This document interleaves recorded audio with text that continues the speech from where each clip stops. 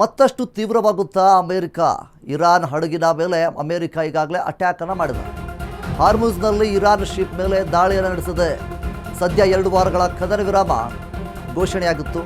ಪಾಕಿಸ್ತಾನದ ಶಾಂತಿ ಮಾತುಕತೆ ಈಗ ಸಂಕಷ್ಟ ಎದುರಾಗ್ತಾ ಇದೆ. ಮುಖ್ಯವಾಗಿ 2 ವಾರಗಳ ಕಾಲ ಕದನ ವಿರಾಮದ ಒಂದು ಮಾತುಕತೆ ಕೂಡ ಆಗಿತ್ತು. ಆದರೂ ಸಹಿತ ಈ ರೀತಿಯಾಗಿ ದಾಳಿಯನ್ನು ಮಾಡಿದ್ದಾರೆ. ಸದ್ಯ 2 ವಾರಗಳ ಕದನ ವಿರಾಮ ಘೋಷಣೆಯಾಗಿತ್ತು. ವಿರಾಮ ಘೋಷಣೆಯ ಬಳಿಕ ಕೂಡ ಆ ಒಂದು ನಡುವೆ ಕೂಡ ಅಮೆರಿಕ ಅಟ್ಯಾಕ್ ಅನ್ನು ಮಾಡಿದೆ. ಇರಾನ್ನ ಹಡಗುಗಳ ಮೇಲೆ ಇಲ್ಲಿ ಅಮೆರಿಕ ದೊಡ್ಡ ಮಟ್ಟದ ರೀತಿಯಲ್ಲಿ ದಾಳಿಯನ್ನು ಮಾಡಿದೆ. ಅಮೆರಿಕ ನಡೆಗೆ ಇರಾನ್ ಕೆಂಡಮಂಡಲವಾಗಿದೆ. ಇರಾನ್ ಹಡಗಿನ ಮೇಲೆ ಅಮೆರಿಕ ಅಟ್ಯಾಕ್ ಅನ್ನು ಮಾಡಿದೆ. ಹಾರ್ಮುಜ್ನಲ್ಲಿ ಇರಾನ್ ಶಿಪ್ ಮೇಲೆ ದಾಳಿಯನ್ನು ಮಾಡಿದೆ. ಏಕಾಏಕಿಯಾಗಿ ದಾಳಿಯನ್ನು ನಡೆಸಿದೆ. ಸದ್ಯದ ಮಟ್ಟಿಗೆ ಅಮೆರಿಕ ಮತ್ತು ಇರಾನ್ 2 ವಾರಗಳ ಕಾಲ ಕದನ ವಿರಾಮವನ್ನು ಘೋಷಣೆಯೊಂದನ್ನು ಮಾಡಿಕೊಂಡಿತ್ತು. ಆದರೂ ಸಹಿತ ಇರಾನ್ನ ಹಡಗುಗಳ ಮೇಲೆ ಇಲ್ಲಿ ಅಮೆರಿಕ ದಾಳಿಯನ್ನು ಮಾಡ್ತಾನೇ ಇದೆ. ಸೊ ಅಮೆರಿಕ ಈ ಹಿಂದೆಯೂ ಕೂಡ 5 ದಿನಗಳ ಕಾಲ ಕದನ ವಿರಾಮ ಅಂತ ಹೇಳ್ತಾರೆ. ಇನ್ನು 10 ದಿನಗಳ ಕಾಲ ಕದನ ವಿರಾಮ ಅಂತ ಬಾಯಿಂದ ಹೇಳಿದ ನಂತರವೂ ಕೂಡ ದಾಳಿಯನ್ನು ಮಾಡ್ಕೊಂಡು ಬರ್ತಾನೇ ಇದೆ. ಸೊ ಇದರಿಂದ ಯುದ್ಧ ಇನ್ನಷ್ಟು ತೀವ್ರಗೊಳ್ತಾನೇ ಇದೆ. ಈ ಒಂದು ಸಂಘರ್ಷ ಮುಂದುವರಿತಾನೇ ಬರ್ತಾ ಇದೆ. ಇದರಿಂದ ಸಾಕಷ್ಟು ದೇಶಗಳಿಗೂ ಕೂಡ ಒಂದು ಕಡೆ ತೊಂದರೆ ಆಗ್ತಾ ಇದೆ.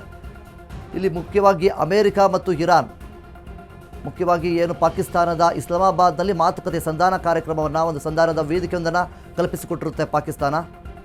ಆ ಒಂದು ಸಂದರ್ಭದಲ್ಲಿ ಇರಾನ್ ಮತ್ತು ಅಮೆರಿಕ ಎರಡೂ ಉಭಯ ನಾಯಕರು ಕೂಡ ಅಲ್ಲಿ ಭಾಗಿಯಾಗಿ ಒಂದಿಷ್ಟು ಮಾತುಕತೆಯೊಂದನ್ನು ಮಾಡ್ತಾರೆ.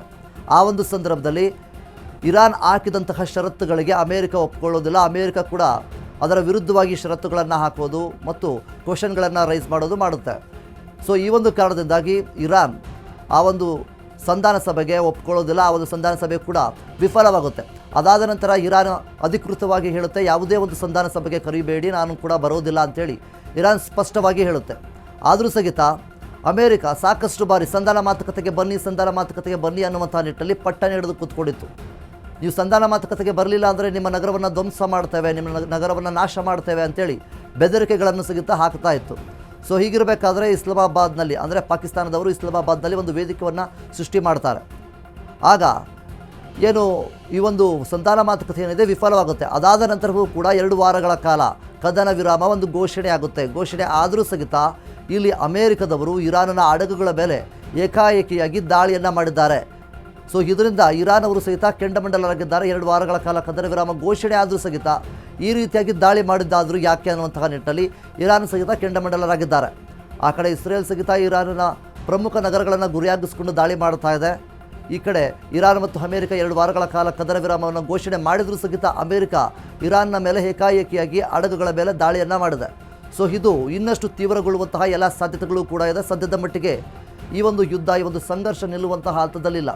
ಯಾಕೆಂದರೆ ಅಮೆರಿಕ ಸಹಿತ ಒಂದು ಕದನ ವಿರಾಮವನ್ನು ಘೋಷಣೆ ಮಾಡಿದ ನಂತರ ಆ ಒಂದು ನಿಯಮಗಳನ್ನು ಅದು ಅಮೆರಿಕ ಪಾಲಿಸ್ತಾ ಇಲ್ಲ.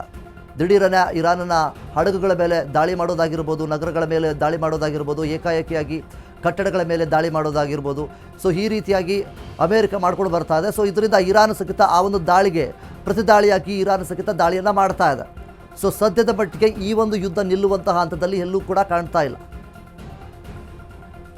ಇರಾನ್ನ ತೌಸ್ಕ ಹಡಗು, ಮುಖ್ಯವಾಗಿ ಅಮೆರಿಕ ನೌಕಾಪಡೆ ನಡೆಗೆ ಇರಾನ್ ಆಕ್ರೋಶವನ್ನು ವ್ಯಕ್ತಪಡಿಸ್ತಾ ಇದೆ. ಇಲ್ಲಿ ಹಡಗು ವಶಕ್ಕೆ ಪಡೆದಿರುವುದಕ್ಕೆ ತೀವ್ರ ಖಂಡನೆ ವ್ಯಕ್ತವಾಗ್ತಾ ಇದೆ. ಸರಕುಗಳನ್ನು ಹೊತ್ತು ತರುತ್ತಿದ್ದಂತಹ ತೌಸ್ಕ ಹಡಗು ಏನಿದೆ ಅದನ್ನು ವಶಕ್ಕೆ ಪಡ್ಕೊಂಡಿದ್ದಾರೆ.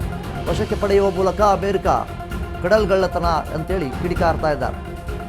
ಇರಾನ್ನ ತೌಸ್ಕ ಹಡಗು ಜಪ್ತಿ ಮಾಡಿದ ಅಮೆರಿಕ ನೌಕಾಪಡೆ ನಡೆಗೆ ಇರಾನ್ ಇಲ್ಲಿ ಆಕ್ರೋಶವನ್ನು ವ್ಯಕ್ತಪಡಿಸ್ತಾ ಇದೆ. ಅಮೆರಿಕ ದಿಢೀರನೆ ಇರಾನ್ನ ತೌಸ್ಕ ಇರುವಂತಹ ಹಡಗನ್ನು ವಶಕ್ಕೆ ಪಡೆದಿದೆ. ಸೊ ಇದರಿಂದ ಇರಾನ್ ಸಹಿತ ಇಲ್ಲಿ ಆಕ್ರೋಶವನ್ನು ಹೊರ ಹಾಕ್ತಾ ಇದೆ. ಈ ರೀತಿಯಾಗಿ ಮಾತುಕತೆ ನಡೆದಿರುತ್ತೆ ಅಥವಾ ಕದನ ವಿರಾಮವನ್ನು ಘೋಷಣೆ ಮಾಡಿರ್ತಾರೆ.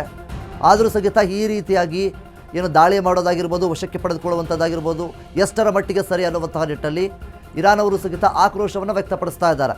ಈ ಒಂದು ದಾಳಿಗೆ ಪ್ರತಿದಾಳಿಯಾಗಿ ಇರಾನ್, ಅಂದರೆ ಪ್ರತೀಕಾರದ ದಾಳಿಯನ್ನು ತೀರಿಸಿಕೊಳ್ಳಲೇಬೇಕು ಅನ್ನುವಂಥ ನಿಟ್ಟಿನಲ್ಲಿ ಇರಾನ್ ಸಹಿತ ಇದೆ. ಈಗಾಗಲೇ 2 ವಾರಗಳ ಕಾಲ ಕದನ ವಿರಾಮವನ್ನು ಘೋಷಣೆ ಮಾಡಿದ ನಂತರ ಅಮೆರಿಕ ಈ ರೀತಿಯಾಗಿ ಮಾಡುವಂತಹ ಅವಶ್ಯಕತೆ ಇರಲಿಲ್ಲ ಅನ್ನುವಂಥ ನಿಟ್ಟಿನಲ್ಲಿ ಇರಾನ್ ಕೆಂಡಮಂಡಲರಾಗಿದ್ದಾರೆ.